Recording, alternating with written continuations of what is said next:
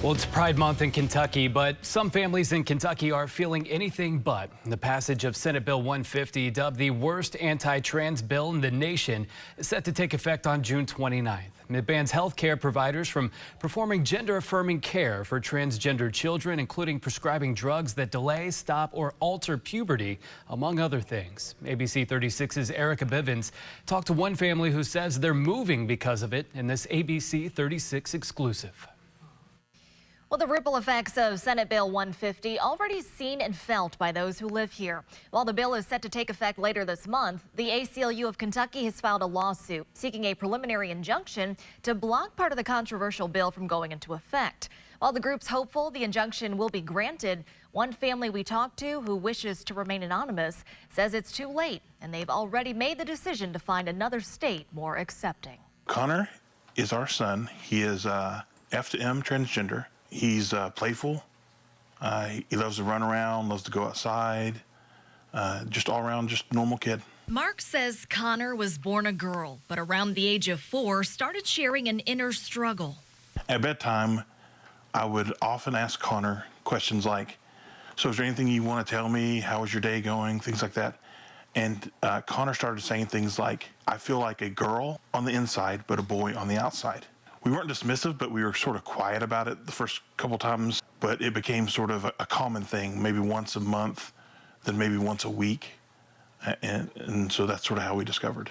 Now 7, Mark says Connor doesn't want to be transgender. He just wants to be a boy. But Senate Bill 150 prevents that. What specifically do you take issue with? So doctors in Kentucky will lose their license if they treat my son affirmingly. So that means we have to travel across state lines to get medicine.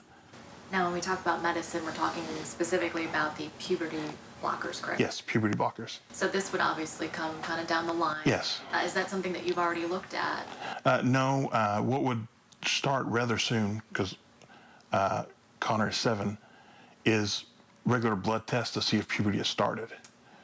That could, that could happen as early as maybe 8. It could be 11 or 12 before we even need to think about any medication. But just doing those blood tests for that purpose would be gender-affirming care, which is prohibited. Mark says the law, which would prevent Connor from being able to transition, has now forced them to leave their home. We have to uproot our family.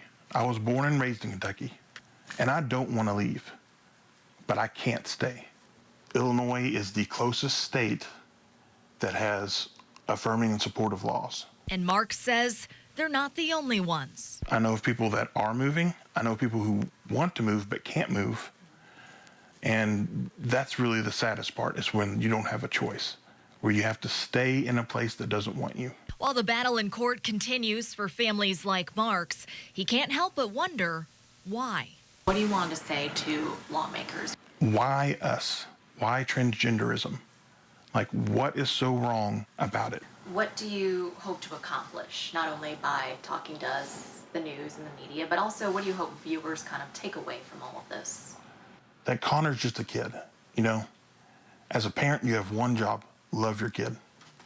That's your only job. And if your kid's telling you something over and over and over again, if you love them, you believe them. As we await a decision in court, LGBTQ+ groups across the state want people to know there are resources available to transgender kids and their families. We've shared those with you in this web story at WTVQ.com. Erica Bivens, ABC 36 on your side.